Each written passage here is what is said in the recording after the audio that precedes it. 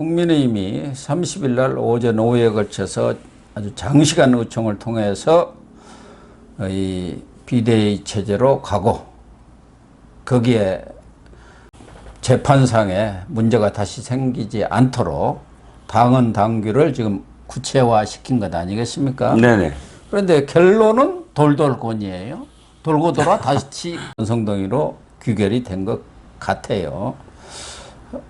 그런데 의총 결과를 뭐 투표도 아니고 이렇게 박수로 봉합을 한 거죠, 일종의.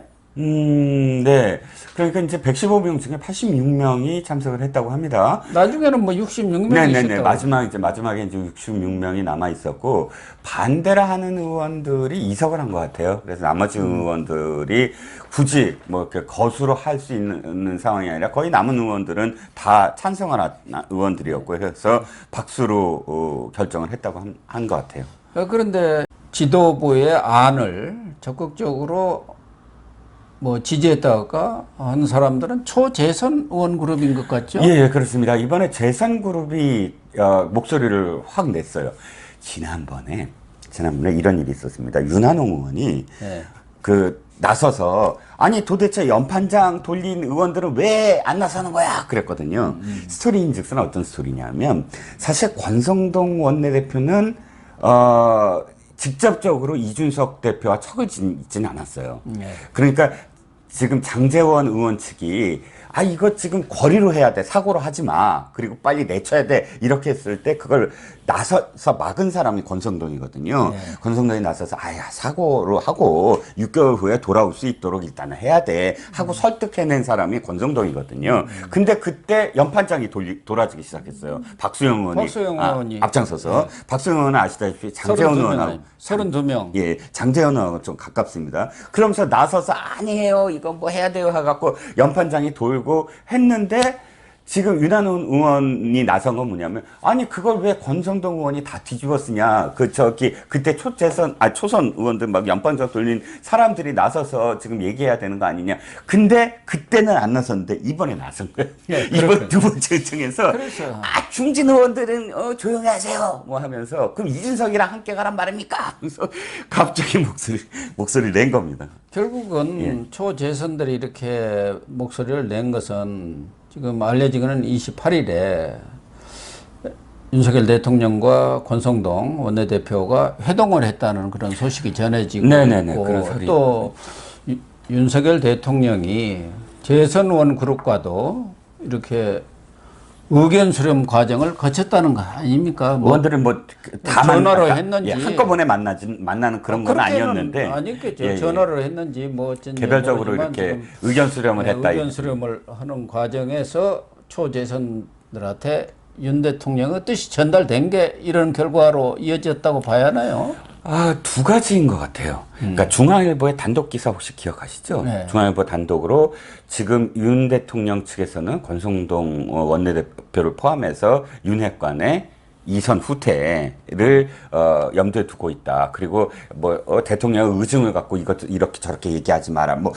그런 기사를 고위 관계자 발로 2명의 관계자 발로 얘기가 나오면서 윤 대통령이 이제 권성동 원내대표의 그 사퇴를 지금 바라는구나 이렇게 해석을 하고 있었는데 아마도 두 가지가 메시지가 전달된 게 아닌가. 권 원내대표는 사퇴한다. 그리고 두 번째 그럼에도 불구하고 새로운 비대위로 해서 빨리 수습을 해야 되는 게 아니냐. 이 두 가지의 흐름을 대통령실에서 지금 전달한 게 아니냐라고 조심스럽게 추정하자. 그러니까 왜냐면 딱 그렇게 지금 돌아가고 있으니까요. 윤 대통령하고 권 원내대표가 만났다고 한다면은 거기서 선수습 후 사퇴 쪽으로 이렇게 방향이 잡혔고 그래서 권성동이가 그 부분에 대해서 뜻을 가지고 지금 밀어붙인 거 아닙니까? 나는 추석 전까지 나 그만두면 누가 이걸 수습할 거냐. 그래서 선수습하되 나는 자리를 떠나겠다.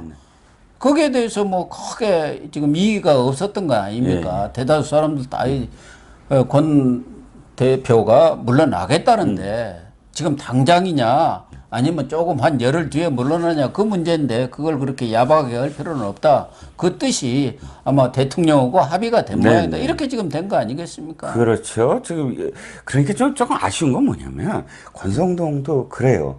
아니 그렇게 결심을 했으면 아니 나 나갈 거야. 근데 내 진짜 이 수습할 시간은 있어야 될 거 아니야. 이렇게 얘기하는 것과 스스로 거치 결정할게. 나 1등 홍신이거든. 이렇게 얘기하는 것과는 받아들이는 사람이 아니 진짜 다르죠. 시각이. 그래서 언론들이 전부 다 도로 권성동 있냐? 권성동 안 물러난다. 이런 식으로 보도가 되고 있었는데 사실 그때 이미 권성동은 사퇴 결심을 굳힌 걸로 이미 결론이 난 상황이었는데 불구하고 참 이 정무적 감각이 없는 정치적 발언을 해요. 보면 정부 감각이 없다기보다는 권성동의 미련이고 탐욕이죠. 잘 수습을 해갖고 비대위가 이렇게 구성이 되면은 그때 가서는 또 분위기가 바뀔 수도 있는 거 아닙니까? 추석 지나면서 그러면은 뭐 원내대표 설사 물러난다고 하더라도 명예롭게 물러나면서 또 비대위에 또 들어갈 수도 있고 여러 가지 뭐 자기 나름대로 주판을 놓고 지금 그 톤을 아주 낮은 단계로 이렇게 여러 가지 가능성을 다 함께 할 수 있는. 그렇죠. 그 사람도 또 사선 의원인데 그런 정도의 그런 감각이 없겠습니까? 문제는 지금 이 과정 속에서 권성동이가 주장하는 것은 왜 나만 갖고 그래? 그거 아닙니까? 왜 내가 다 독박을 쓰냐? 나는 책임이 실질적으로 없지 않는 나는 비대위 가자고 한 적이 없다. 이준석 내쫓겠다고 내가 얘기한 거 아니다. 뭐 그래서 지금 그런 입장이죠. 실제적으로 그렇지 않습니까? 이 내쫓하고 적극적으로 나선 사람은 장제원 쪽이고. 근데 장제원은 뒤에 있지 않습니까? 그 일을 직접적으로 추진하는 사람은 원내대표가 해야 하고 직무대행이 해야 하니까. 그렇죠. 그러다 보니까 지금 어떻게 보면 권성동이가 혼자 다 뒤집어 쓴 건 맞아요. 그건 맞으니까. 예. 그래서 지금 윤핵관이 권핵관하고 장핵관으로 지금 분열되고 있다는 거예요. 그렇잖아요. 권핵관을 보면은 권성동 쪽에 쓴 사람은 윤한홍인 것 같고, 장제원 쪽에 쓴 사람은 이철규, 정점식, 뭐 박수영, 뭐 이런 사람들인 것 같아요. 유상범은 아마 권 쪽에 쓴 것 같고, 이 법조인 출신 중에도. 그리고 그렇게 나눠져 있고 이 과정에서 또 김기현하고 안철수하고도 지금 완전히 입장이 달라지지 않습니다. 안철수 생각을 하면요. 아니 자기가 그래도 이 당의 중진은 아니더라도 사실 대통령 후보급이었잖아요. 그러면 그러니까. 자기가 책임 있는 어떤 그런 의원으로서 이 사태를 처음부터 이렇게 해야 된다라고 주장을 했었으면 제가 인정을 해요. 그러니까. 가만히 있다가 뭐 눈만 깜빡거리다가 의총장에서도 얘기 한마디 없다가 다 의총이 결정된 이후에 아니 그렇게 되는 건 뭐 어쩌고 저쩌고 하면서 최고위로 다시 되돌아가야 된다. 왜 뜬금없이 갑자기 끼어드냐고요? 처음부터 얘기를 하지. 그러니까 김기현 전 원내대표가 얘기한 게 그거 아닙니까? 의총회라든가 다른 데서는 아무 말 안고 있다가 분위기 쓱 봐갖고 간보기 하다가 뒤늦게 의총 결의가 다 났는데 그러면 의총 결의를 따르는 게 의원의 기본적인 책무고 거기다가 더군다나 안철수는 윤석열하고 공동정권, 공동정부를 하자고 한 사람 아닙니까?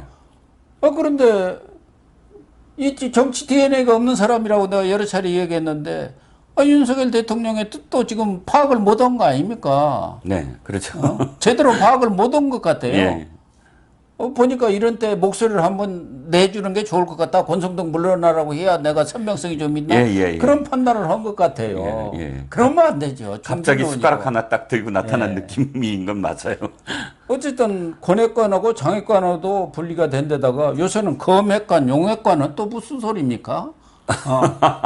뭐 검찰 출신들 얘기겠죠. 그러니까 뭐 대통령실에 요새 지금 검핵관하고 윤핵관하고 대통령실은 지금 암투를 벌이고 있다는 거 아닙니까? 그래갖고 검핵관이 윤핵관들 쫓아내고 있는 그런 상황 아니에요? 그렇게 지금 구도를 다 쓰고 있죠. 그러니까 인사 라인이라든지 뭐 이쪽 감찰 라인이라든지 이쪽은 전부 다 검찰 출신들이 지금 장악을 하고 있어서 또 쫓겨나는 인사들을 보면 면면이 다 정치권 정권에 옛날에 누구 보좌관 있네, 어떤 당직을 가졌네 했던 사람들이 대부분이에요. 그러다 보니까 어공이잖아요. 대표적인 어쩌다 공무원 되는 그 사람들이 떠나다 보니까 대통령실에 쇄신은 하는 것 같긴 한데 보니까 전부 다 검찰 라인이 칼을 들고 이쪽 어공 라인들을 지금 손을 보고 있다. 그 어공 라인 측에서 아니 인사 실패는 원래 그 지네들이 해놓고 왜 우리한테 뒤집어 씌우냐 이런 볼멘 소리들을 한다고 하더군요.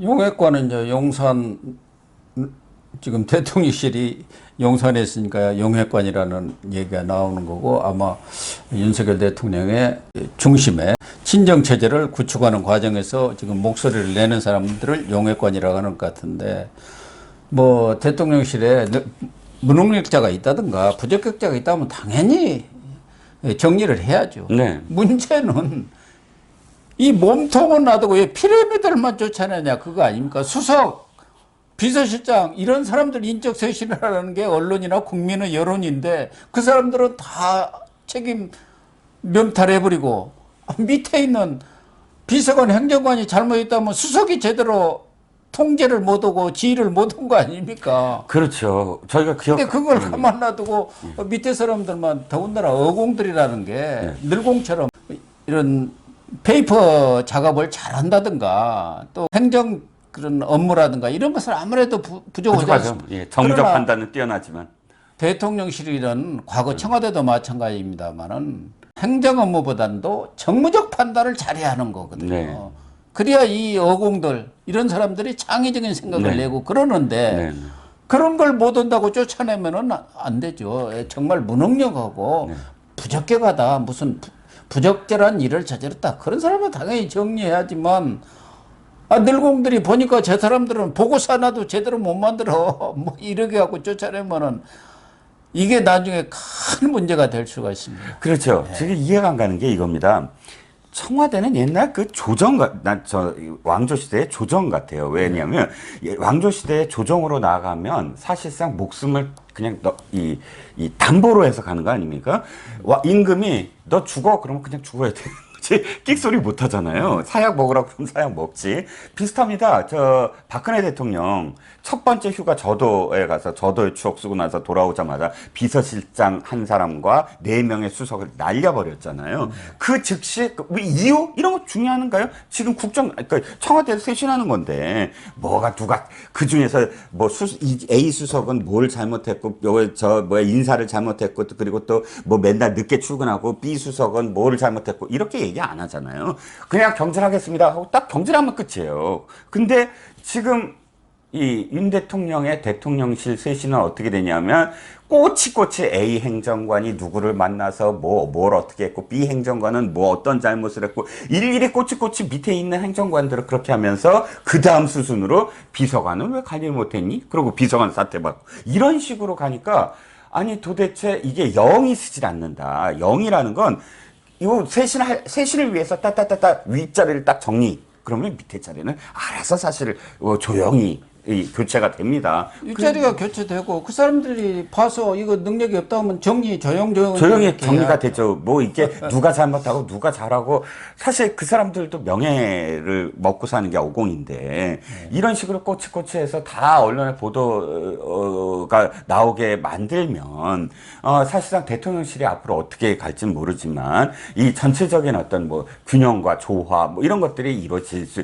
있을까? 남아있는 어떤 어공들은 어떻게 생각을 할까? 이런 것도 고려가 돼야 되지 않을까요? 검역관이라고 하지만 검찰 출신들 지금 얼마나 말썽이 많았습니까? 사실 그 사람들부터 정리가 돼야 해요. 여러 가지 구설수에 있었잖아요. 네. 그 사람들부터도 책임지고 물러나면서 어공, 어쩌다 공무원 된 그 정치권 출신, 여의도 출신, 윤핵관 출신들 이런 사람들에 대해서도 엄격한 스크린을 통해서 정리가 되어야 이게 깔끔하게 정리가 되는데 그게 안 되다 보면 나중에 이 대통령실이 엉망이 될 가능성이 있어요. 근데 저는 그게 우려가 되는데 좀 이야기가 다른 데로 갔습니다만은 어쨌든 이 국민의힘은 내용 사태를 봉합하는 그런 결론을 내렸는데 문제는 지금 이 상임 정국위를 거쳐서 이 당헌 개정안이 이제 당헌 개정안이 당헌 당규 개정안이 확정이 되어야 비대위도 출범하는 거 아닙니까? 네네. 근데 그걸 사회를 볼 서범수, 서병수죠. 동생이 서범수고요. 서병수 국회 전국위 의장이 네. 나 못 오겠다. 네네. 이렇게 지금 30일 그 회의가 끝났는데 의총이 끝날 때까지도 입장 변화 없습니다 하고 부산에 내려가 버렸다고 그러네요. 예, 왜 예. 이러죠? 일단 그 지난번에도 사실 못하겠다고 하다가 그냥 받아들였죠. 그러면 제가 쭉 그 이걸 보니까 그 사람이 못하겠다고 했을 때 어떻게 되나 경우의 수를 좀 따져봤어요. 전국위 의장이라는 건 전국위를 소집하고 그 다음에 사회를 보는 그런 자리입니다. 그런데 이게 어떻게 해서 임명되느냐? 투표에서 임명되는 게 아니라 호선이거든요. 네. 이 선수에 따라서 선수에 이렇게 쭉 해갖고 이번 선수의 가장 높은 사람이 누군데 이 사람이 딴 일을 하니까 당신이 해 이런 식으로 해서 내려옵니다. 즉 사회를 보는 그런 자리예요. 이게 뭐 자기가 의사가 있어서 자기가 뭘 결정할 수 있는 자리가 아닙니다. 자 소집 나 소집 안 해. 그랬을 때. 자신이 소집을 하지 않더라도 두 가지의 경우의 수가 더 있어요. 하나는 최고위가 결정했을 때, 상임정국이. 근데 지금 최고위가 없잖아요. 네. 근데 비대위가 의결 못 해요. 지금 비대위가 의결했다가는, 지금 이 법원의 어떤 결정과 위배된다고 할 거예요. 한 가지가 더 있어요. 상임정국위는 전국위원 4분의 1이 소집해주세요 하면 전국위 의장은 받아들여야 돼요. 네. 이건 그냥 당원 당규에 할 수 있다가 아니라 소집해야 된다예요. 네. 그러니까 이건 당연히 소집이 해야 되는 어떤 상황이고요. 지금 54명이 재적위원이거든요. 그러면 여기서 뭐 아무리 많이 적게 따져도 6명? 7, 8명만 소집해야 됩니다 하고 요구하면 할 수밖에 없어요. 자, 그 다음, 정국위는 진짜 못하겠어 하더라도 안 돼요. 왜냐하면 전국위원 3분의 1, 지금 600명인데 200명이 소집해야 됩니다 하면 의장이 그거 못 들어요. 해야 돼요. 근데 자기가 나가 있어? 그럼 부의장이 하면 돼요. 부의장이 해도 거기에 대해서 당원 당규상 전국위 의장이 무슨 어마어마한 권력을 갖고 있지 않아서 그런데 저는 여기에 정치적으로 그러나 모양새는 안 좋죠. 물론 모양새는 안 전국위 좋죠. 의장이 예. 사회를 거보고 부의장이 한다는 것은 당 수습 과정에서 국민들한테 비치는 이미지가 어떻게 물론 되겠습니까? 그렇긴 합니다만. 근데 왜 서병수는 이렇게 자꾸 뻗대는 거예요? 본인의 뭐 뜻인 것도 아니고 지난번에도 1차 때도 거부하다가 또 권성동 대표하고 오찬인가 뭐 한 번 하더니 예경했고 이번에도 좀 나한테 와서 A를 갖춰라 뭐 그런 건가요? 목례를 부리고 아니면 있는데. 이준석하고 가까워서 그러나요? 그 저는 서범수 동생이 서병수 의장의 동생 서범수 의원이 이준석 비서실장까지 했잖아요. 네네 비서실장도 했죠. 그리고 서병수 자체도 이준석이가 임명한 사람 아니에요? 맞습니다.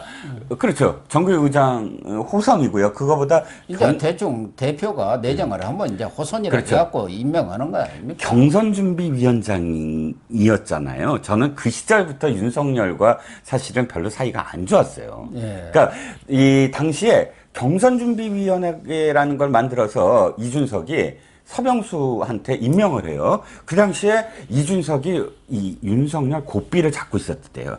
너 빨리 들어와. 근데 들어온 다음에는 토론을 어떻게 저렇게 해. 뭐 이거 갖고 막 했는데 윤석열 대통령은 후보는 당시에 저기 경선 끝나고 대선 때 이제 그 선관위에서 토론을 몇 번 하고 이런 걸 다 결정하는 거지 지금부터 입당한 지 얼마 안 돼서부터 준비가 나서서 막 뭐 이렇게 하는 건 사실 옳지 않다 그랬는데 거기에 대해서 막 뭐 이준석과 서병수가 그때 함께 나서 갖고 뭐 콩나라 반나라 하다가 원희룡도 반대를 하고 뭐 하니까 서병수가 그럼 난 못해 선관위원장 뭐 내정됐다고 나 그거 안 해 그러고 그냥 뛰쳐나간 적이 있습니다.